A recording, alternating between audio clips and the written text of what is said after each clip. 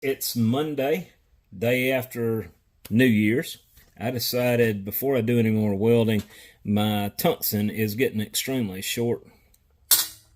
So I decided to go to air gas and see if I could get this is really too big of a tungsten for the work I'm doing anyway. I would be just fine with 1/16. It takes a lot less time to grind a point on the smaller diameters.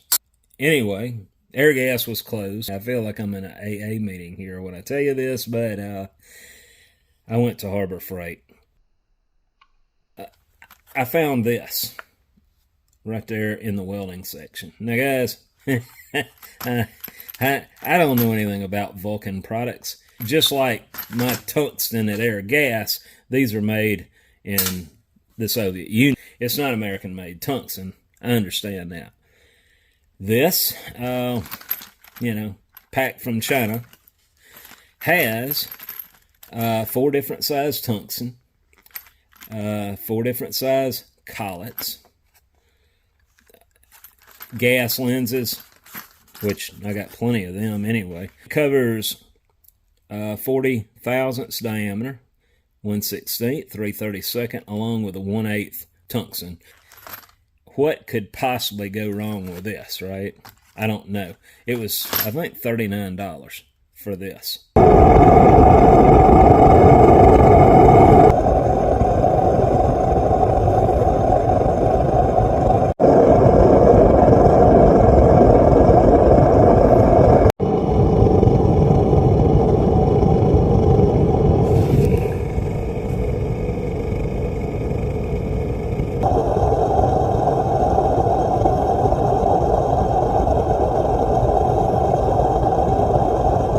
Testing the midsection that's got the tweer, trying to make sure I have a fairly decent burner before I progress on any further. So I've got a bar of steel in here and I'm going to do a test. On the outside I have a thermocouple. Looks like we're right at probably around 500 degrees Fahrenheit, 550, somewhere around there. I'm going to pull the blade out here in a minute and we're going to see what it looks like.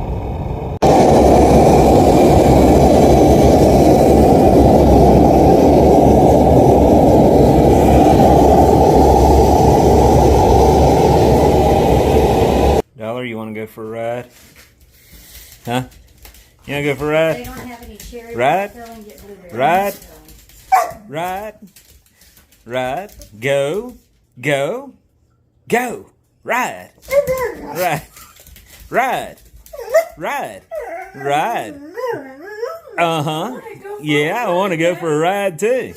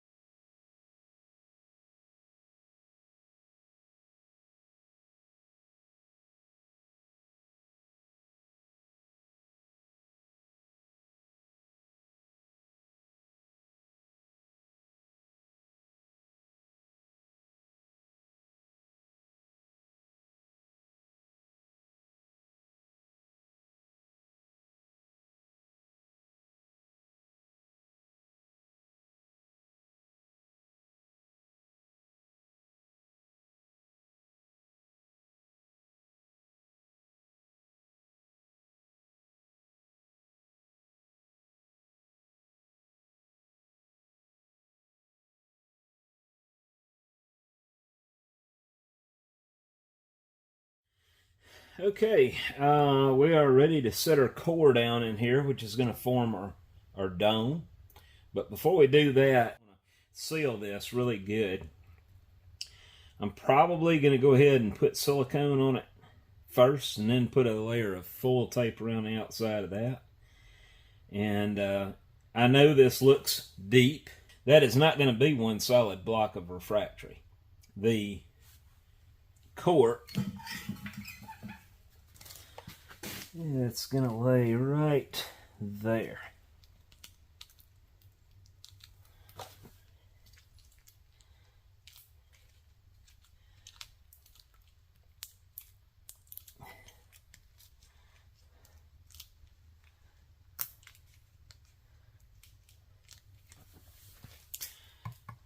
And I went ahead and filled this with a backer material to make this hard. That's not a little plate. So before I go any farther, I need to put silicone around that while I can.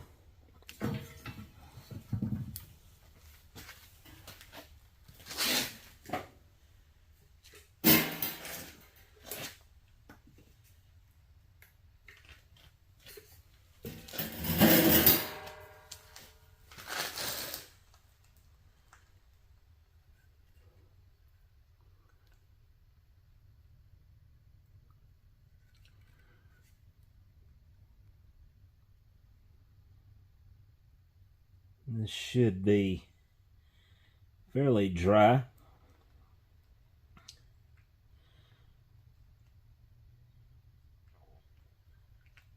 In about 2 hours.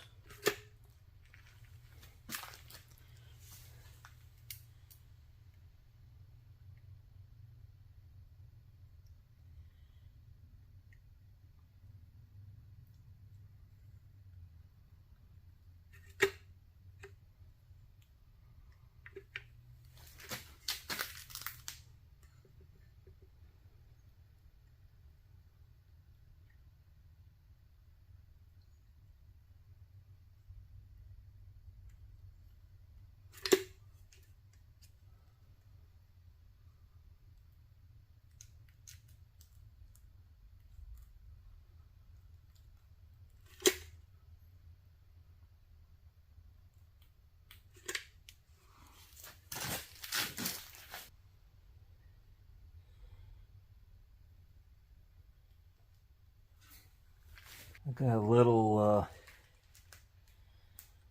carried away with it, but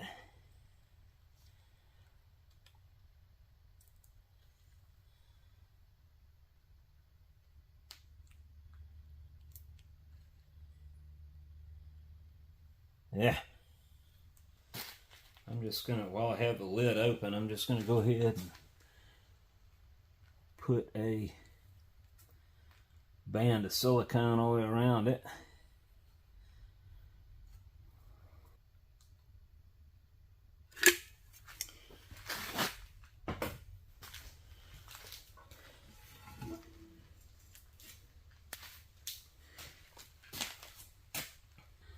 Just gonna go and push in around here.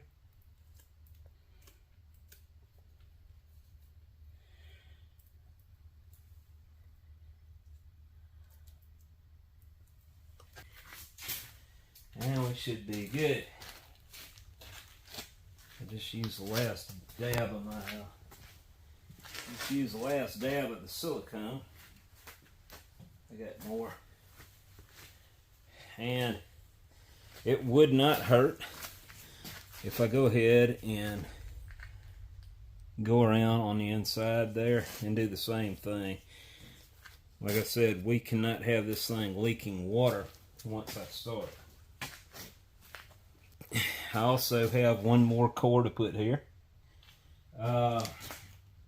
Haven't decided what I'm using for that form yet, so I'll come back to that.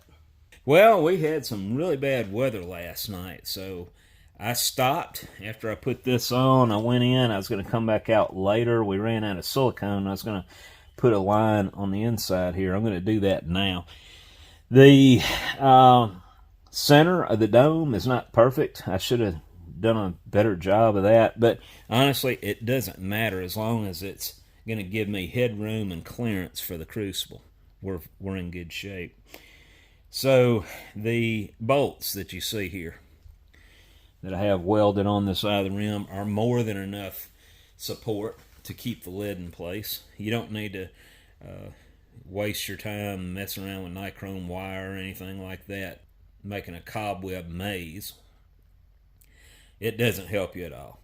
The main thing is the refractory is going to hold its shape as long as it doesn't slide out, and as long as you have at least 3 bolts. I know I got them every 10 degrees here. I'm always about overkill, right? But honestly, we could do away with most of the bolts. My lid depth is 7.5 inches.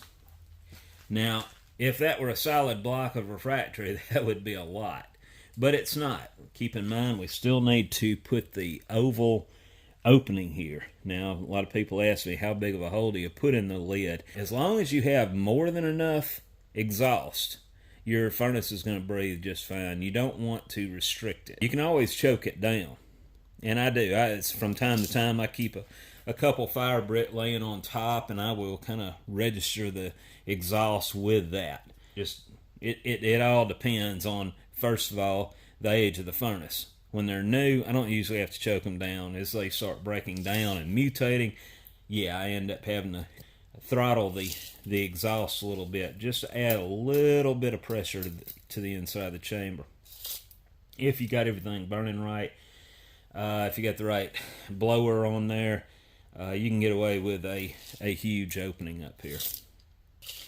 On my other furnace, it was a fairly good size hole that was elongated, and it started out round, and with time I'm taking the pneumatic chipper to it and shaping it to a more of an elliptical shape. I'm going to try to go ahead and cast that elliptical shape in this one this time, which is going to take a little time. Everything takes a little time, doesn't it? Yes, we're going to try to form this out, and we're going to go ahead and get Josie's top half on her furnace formed out. I still need to make a stand. With that furnace being a little bit smaller, a good bit smaller, we're going to make a stand for it. I've got some material here I'm going to be using for that. Because of the way her furnace is going to be opening, it's not going to be able to, the stand is not going to be concentric to the furnace. It's going to be kind of offset, and I'll show you more on that as we go. I don't have this written down on paper. I know in the back I'm going to do this, but I haven't had a chance to draw it out, and I probably won't.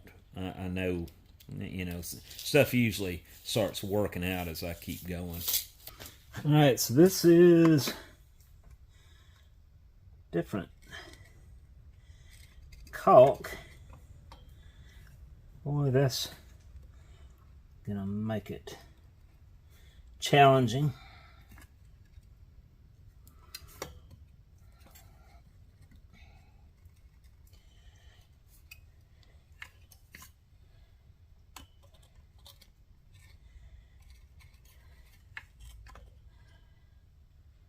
I'm going to get in there and smear it with my finger.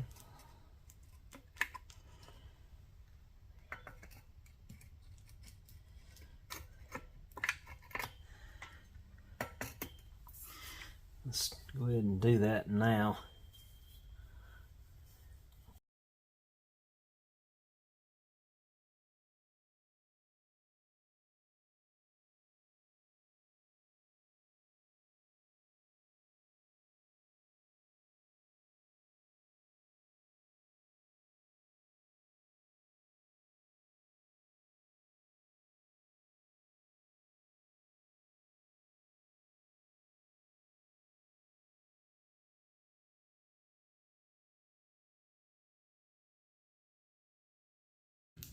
Now I got to position this as close to the center as I can, and it's got a little bit of a lean to it, so we need to shim it up a little bit.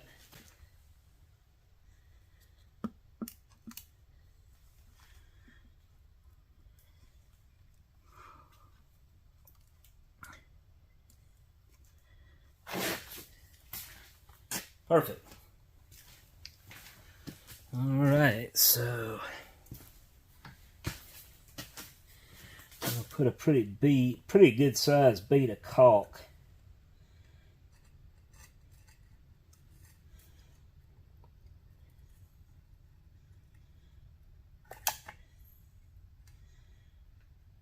down up under that.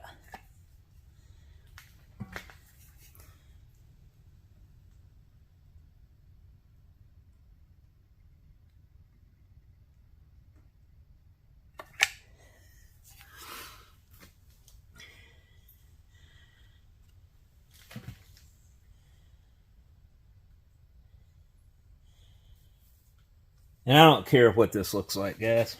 It's not gonna, I'm not worried about it being pretty. But now I am gonna have to get in here and put a pretty thick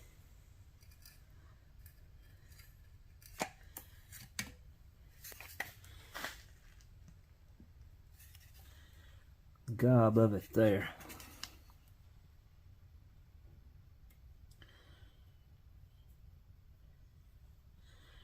Like I said, this can't leak.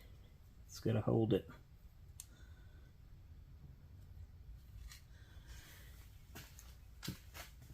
I may need to put some weight on this just to keep it from moving around on us.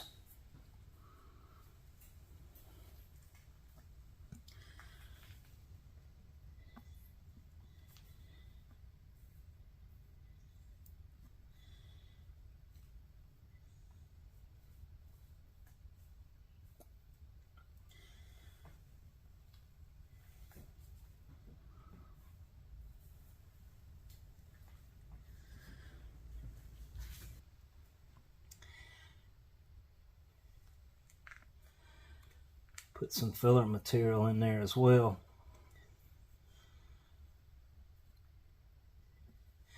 We'll keep our eye on it and make sure that caulk doesn't sag out.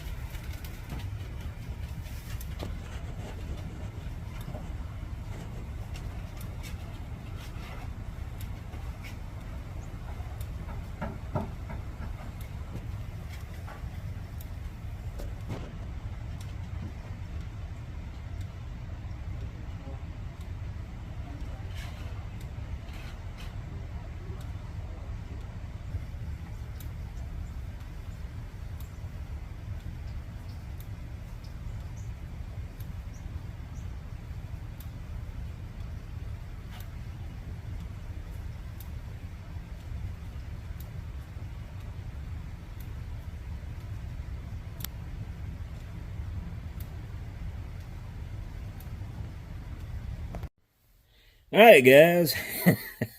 I found out what is wrong. The gas lenses, they actually work fine. They actually screw on, along with the tail. But these collets, can you see that? I'm going to have to do an examination of these and figure out what's going on. But they will not bite down on the tungsten. I knew something was going to be wrong. So, anyway, now I know. The tungsten are a nominal size that will fit in my other collet. The 1/8 collet that I got. I went ahead and used a 1/8 tungsten out of here, and it seems to be fine. Let's do a box opening, guys. This was sent to me by Mr. Peter Breed of California.